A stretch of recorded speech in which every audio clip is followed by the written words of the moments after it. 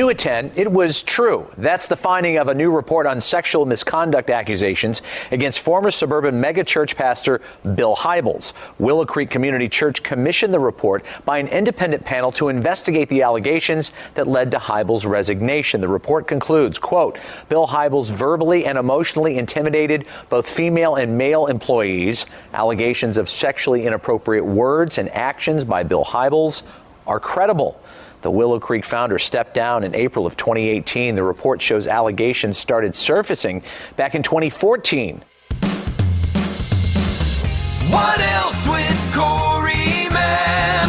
This guy can podcast like nobody can. What else with Corey, man? You will look deep inside of yourself and feel something you've never felt when he asks what else. What else with Corey, man? Steve Carter, welcome to the podcast. It's an honor to be here with you, my friends. I mean, we've known each other a long time. We go way, way back, early 2000s. Very good. I tried to pinpoint this, and I think it was that phenomenal conference of poets, prophets, preachers up in Grand Rapids. Yes, I think that's exactly it. And got to meet you and Judy, and then I just felt like we kind of stayed connected over the years. And then I was in Orlando at kind of the CMB and crew and ran into you, and I was like, oh my goodness, like Corey, man. So dude, it's an honor to be on the podcast, bro. I am excited about this book, and I want to jump right into it. Grieve, breathe, receive, finding a faith strong enough to hold us. I talk to a lot of songwriters. Some songwriters go title, then they start writing the song. Others write the song, and the title bubbles up. Where do you land? For this one, I was given those 3 words. And those 3 words came the day after I resigned in 2018 from my position as a lead teaching pastor at Willow Creek. I resigned in many ways in protest to how things were being handled regarding some allegations that women had brought forward against my mentor. And I quit, and I didn't have a job, and I didn't know what was next. And it was early morning, the day after August 6th, and I just was crying out to God. And I was like, I need a word. I've done this before and not heard anything, and I've done it before and a handful of times heard or felt something. And those 3 words came to mind: grieve, breathe, receive. And I went to like a little coffee shop in downtown Madison, Wisconsin, and I just wrote, grieve what is, grieve what I thought I was going to be, grieve how key people let me down. And I breathe in new mercies, exhale all bitterness and anger and resentment, and receive what I need to learn, receive if I have to own anything, and receive who Christ wants me to become because of all of this. And that just became the marching orders for me in my process of trying to make sense of what just happened. Reading about your journey, I remember when you posted your resignation. My heart hurt so bad because I know of that church and I knew you, and not knowing anything that was going on, I knew that had to be a massive decision to go, I'm out. Looking back at it now, did you do it the right way you wanted to? Or have you learned from it, like, if I could go back, I might do it a little differently? Yeah, I think you play Monday morning quarterback pretty much every day, for that first year, 2 years. I think and then as I'd get emails from people saying, how could you have done it? And why did you do it this way? And, some people, one staff person who's still on staff there, pulled me aside and was pretty angry at me. And they said, like, you should have just gone on stage and taken the mic and told everyone your truth. Told everyone. Why did you leave and write it? I think I can look back and say, hey, here's some stuff I wish I would have done differently. Here's some stuff that I honestly just didn't know what to do. And here's some ways that I've actually begun to make sense of it all. The reason I sent the resignation through a blog was because we were a church of about 8 campuses. And a lot of people don't know this, is our campuses actually were on a week delay.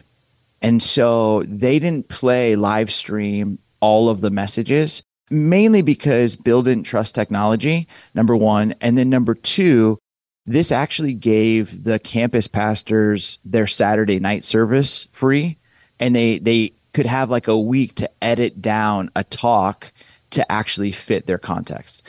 So if I go and I take the mic at the 9 a.m. service, not everyone's going to hear that at the same time. So in my mind, I think to myself, okay, this is me just going rogue, and then I'm splitting a church.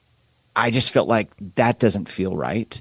I felt like I had exhausted multiple avenues, whether talking to the other lead pastor, talking to the elders, asking to try to see that certain things happen to get the women around the table, which they agreed to, but the elders didn't want it. And then you have this New York Times story drop. And one of the things I do regret was when the first story came out, I wasn't supposed to be on stage at that family meeting, but I was. And I got asked to be up there. And I could feel Bill's like energy. And you get this probably when you have a guest on a podcast or the radio show, and you can kind of feel like their tone's off, and you can use humor to try and bring them down. And I used humor to try and like bring him down.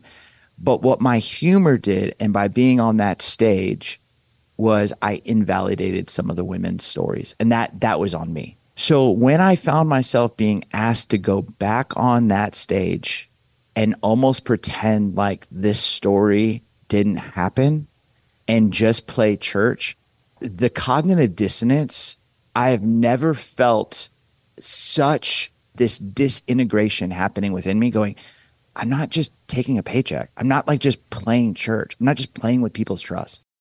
So that's what caused me to write it. And the reason I wrote it the way I did was everyone would have access to it at the same way, the same kind of opportunity. It would be my words. It wouldn't be edited, and people would have a chance to experience it.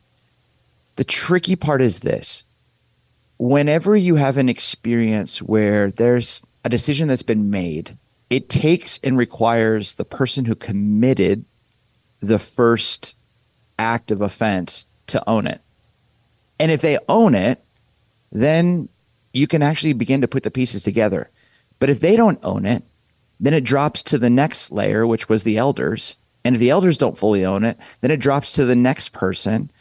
I was probably fourth in line, but I had all of the influence, not all the authority. And I think what happens is when it just gets kind of like pushed down into an organization, it's never going to be done perfectly, and it's never going to be done right. Moving back to Chicagoland, I've sat with a bunch of families. You know, they've asked me questions, and many who have even just read the book have been, hey, thank you for this. But I always will apologize. I will apologize that I put them in a situation where they had to sit at the dinner table and try to make sense of why I did what I did. That was hard. That was hard when you had high school students going, why would Steve leave? I don't know, bud. I'm not sure. I don't know everything. My decision put a lot of people on notice and put a lot of people having to go, is this real? Did Bill do this? Is this? And that, I think someone needed to go first. It shouldn't have been me, but because the other people hadn't, I felt like I needed to. And that collateral damage, I mean, it just, it's hard. It's hard. And I still some days think I'm going to wake up from a bad dream. It still doesn't feel real always. I want to applaud you on how you did it. The big thing that popped out of me was integrity. And I just appreciated that you stood your ground. You get into great detail about the whole story in your book. And there's a lot more in that book that I didn't know about you that I appreciated that you were very honest about. I want to jump around just a little bit, and then we'll come back to the book. Is that all right? That's great. I was fascinated with Steve Carter because Rob Bell hired Steve Carter to be a youth pastor at Mars Hill. I had high regard for Rob and that church, watching Grand Rapids, Michigan from afar. What was that season like in Grand Rapids for you? Oh, it was unbelievable. I mean, so 1998, on my 19th birthday, I baptized my father. I'm a sophomore in college. And my senior year of high school, I got to baptize my mom. And when my dad came out of the waters, he said, hey, I feel like I heard God say to sell everything and move to Grand Rapids. And we lived in Southern California to restore a relationship with my folks. That's like what my dad hears. And he goes, do you think that was God? And I was like, we live in Southern California, but I that does sound like God. And so my dad sold everything. We moved out there. When we pulled in, I think Mars Hill was 6 weeks just in the beginning. I think they were at like Leviticus 4 because Rob started the church by walking through the book of Leviticus. My best friend was in Rob's youth group when he was in California at Fuller. So he just said, hey, find this guy named Rob. I think you'll like him. He's quirky like you. He started some church, Mars something. And I showed up the first 2 weeks and I got turned away by a fire marshal because there were too many people in this building. Third week, I had to sneak in. Man, I'll just say, like, I felt like what Rob was doing in Grand Rapids was the equivalent of what NWA was doing for hip hop. In the sense of we had like the Sugar Hill Gang, a hip hop, hippie to the hip. Like you had that as like what was like faith. And then all of a sudden, here comes Rob talking about the kingdom of God and talking about Jewish roots and talking about being a Talmudim and a disciple, an apprentice. And he made discipleship fun. Yeah, he made me want to learn. I was a film major. I was there 9 months. I decided to go back to California, changed my major. And then Rob invited me to be his intern. And I, 2002, moved into his basement, lived there for a year. And just got to follow him around, study with him, and then was hired as like a junior high pastor. And it was electric, man. I was there till 2009. I learned so much. I learned one of the most compelling whys for a church. It grew like a weed, and so there was a lot of issues and difficulties, but its bones were really, really, really, really good and shaped me in amazing ways.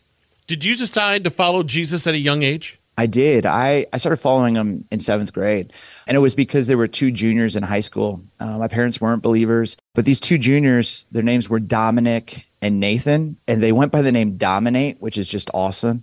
They were the first leaders. They were funny. They loved sports. And Dominic came up to me one day after playing some basketball, and he said, hey, Carter, and I didn't even think he knew who I was, but he said, do you want to learn how to dominate life?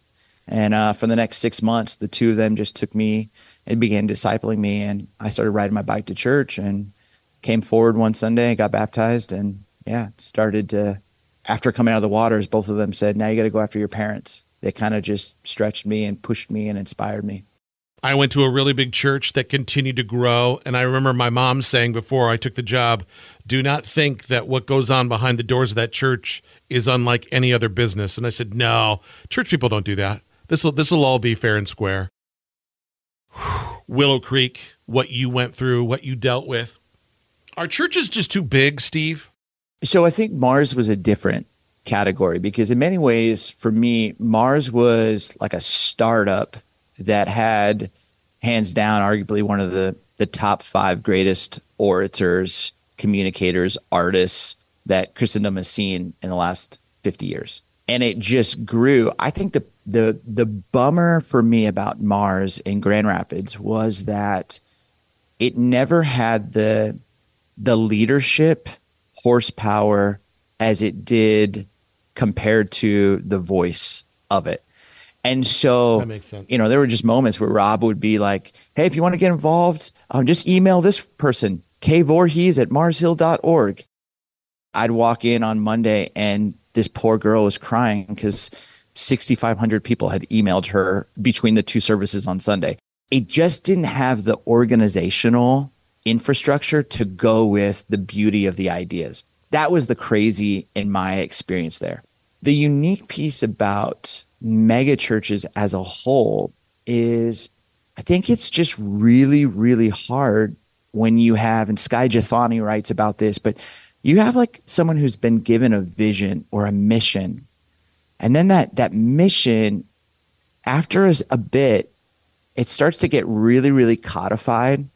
And then they start to count the chips of like what they have to lose.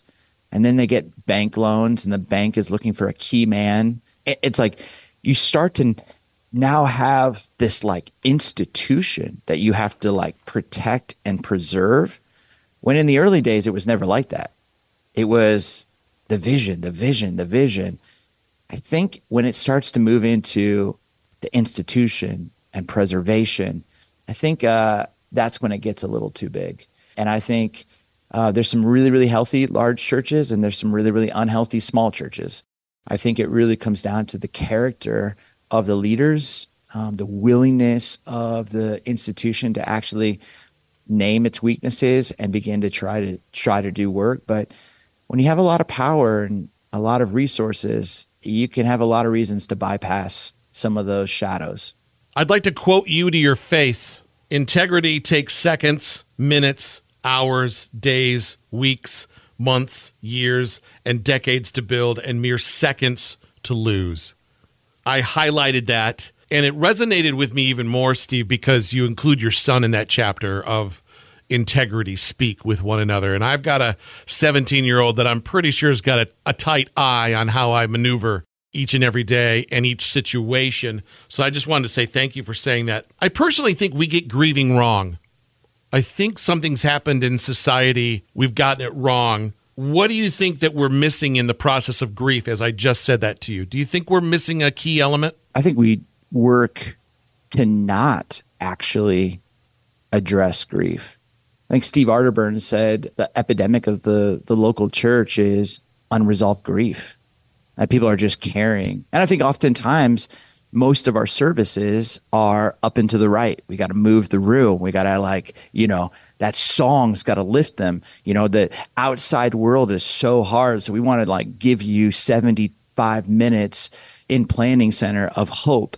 And yet that's not real life. And maybe we'll only give people Good Friday service to experience lament. What I think we're unfortunately teaching our people is, hey, your hardship, your suffering, your struggle, your grief isn't welcome here. And I think the healthier that we get is, I call them Holy Weekend people of Good Friday, Silent Saturday, and Easter Sunday, are the kind of people who know how to mourn with those who mourn. That when something unfair, unjust, unright, like Good Friday, Jesus dying on a cross, but we can also rejoice with those who rejoice when the surprise of Sunday shows up in someone's life, redemption, renewal, restoration, and everything in between. I just think we have a lot of people in the faith that, if you think about it from a going to the gym, we just have a whole bunch of people who have skipped leg day, and we have skipped, we got people who have worked the shoulders of hope and worked the shoulders of joy and worked the shoulders of faith. But many ways we've just skipped having to deal with the suffering and the difficulty and actually believe that God's with us there too. God's with us in the desert seasons too. God's with us in the dark night of the soul too. And when we experience that, I think it also makes those Sunday moments even so much greater in our own story. In your book, you had a lot go south all at the same time. I like to call that the doom call. I've gotten a couple of those from buddies where I'm so at a loss that I try to comedically go, so how about that new Color Purple musical? Because I just don't know how to de-escalate the stuff. And you went through so much at the same time. Heart check. How are you doing? Actually, I think we've come to the other side of it. I write about this in the grief journey is, again, that Friday is when you're in grief, and that Saturday is when you actually think you can get through it. You almost start I can get through it. I can get through this. I can get through this. But Sunday is the reminder when post-resurrection, Jesus shows back up to the disciples and he still has holes in his hands. He's got the scars. And I think for me, it made me realize I'll have this grief with me. I'll just carry it differently. And that's it. We moved back to Chicagoland. I drive by my alma mater, Willow, pretty much every single day. And it's in one way is a testimony to what I thought my life was going to be, and also a reminder of God's faithfulness. And I think for us, God did a miraculous work for me in the desert when we lived in Arizona. He really, really helped me understand some of my ambition, my first half of life, workaholism, my performance, my desire to achieve, and really allowed me to learn how to sit in his presence, learn some practices to grieve that I think have made me a much better husband, father, friend, pastor. And I feel like more comfortable in my own skin, which is, I think, a true gift. You and I are so much alike. There's so much mirror moments as I'm listening to you talk, because I too drive by the church I was on staff with. And for a long time, I mean, it's been whatever the math is, 07, 08. But I went through quite a season of FOMO as I drove by. Are you able to drive by and be like, that was then, this is now? Or do you still struggle with, wonder what's going on in those four walls? I think early on, I'm living in Arizona, and the church that I'm serving at now, Forest City, had a campus in Rockford, and they asked me to start coming out and teaching. And so I'd fly from Phoenix to Chicago O'Hare, and I would drive an hour to Rockford, but I'd always pull off on Barrington Road, and I would drive to the parking lot, and I just would sit there and pray. And I pray for forgiveness, that I pray to forgive the 5 people that I was really frustrated and mad at. And I'd pray that the people in the congregation would trust God, that God would continue to work. And I think that little practice helped me really just have a heart again that was tender for that place. But I will tell you, like, there's days where you might not sleep well the night before, and so you're a little tired, and see something online or see someone at a coffee shop and they don't talk to you. They just kind of turn their back on you, and you have that moment where you're like, how am I perceived? I'm the bad guy, or it used to not be this way. And you get sad, and then you get frustrated, but it happens fewer and fewer than it used to. There are still days that I have to kind of go back and work my steps and say, all right, I can't change that. I only can pray that someday God will reconcile and redeem, because that place still matters to me, still part of my story. Just like Mars Hill and Rock Harbor and Hope International University and Willow, they're all places that really helped shape and like form me into the person I am today. When I found out that you and I'd be chatting, I tried to get as quickly into the new book as I could, and I thought it was going to be a lot about what happened at the church and how you've gotten through that. I knew nothing about your dad's story. I tell you this, I first met my biological father when I was 30 years old. I did not know about him until I was 15. Found out that I have a half-sister and a half-brother who live in Houston, Texas. My biological father has since passed away. It rattled me so much because of my own past, but it was this quote. When I was at Willow, the founding pastor would tell me, you're not a leader, Steve. You're a teacher, but you don't have it in you to lead. Honestly, you couldn't lead yourself out of a paper bag. I was such a fan of the show Lost, and there's a great episode, and Jack is talking to his dad. Don't choose, Jack. Don't decide. You don't want to be a hero. You don't want to try and save everyone. Because when you fail, you just don't have what it takes. Reading that from your mentor and your leader and hearing that, I just wanted you to know that I'm glad you included that chapter, even though it was difficult to put that story out in front of all of us. I just wanted you to know how much that resonated with me. Well, thank you, man. Well, it's what's interesting is when I was in the desert, I had to like really start to untangle some of those phrases. I didn't host the Global Leadership Summit. I didn't build something that was in 120 countries, 500,000 people. I wasn't known as a leader. So what's interesting is like when he said that, there was a part of me that fought back, which I did, and I said, you mean I'm not a manager? He's like, no, you're not a leader. I'm like, no, you mean manager. Like I'm not good like managing day to day, but I'm a leader. He's like, no, you're not. And I had this moment where I actually was like, well, he knows he's the leader. He's like one of the top leaders in all of Christendom. Like I'm like a nobody. And in the desert, I had that moment where I almost had to like hear from the Lord. And it was an old Christine Kane teaching that came back up one day and when I was hiking, and it felt like she was going through Genesis 2 and 3 and telling the story of the questions that God asks and that the enemy asks.